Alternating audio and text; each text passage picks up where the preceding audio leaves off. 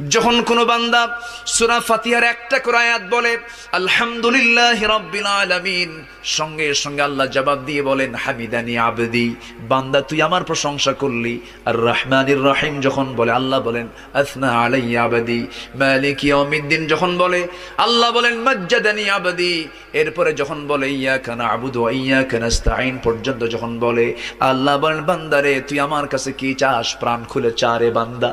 ইহদিনাস সিরাতাল মুস্তাকিম থেকে শুরু করে নিয়া ওয়ালাদ-দাল্লিন পর্যন্ত যখন বান্দা বলে তখন আল্লাহ বলেন বান্দা নামাজের মধ্যে এমন প্রেমের খেলা খেললি বান্দা, তুই যা চাইলি সব আমি আল্লাহ কবুল করলাম।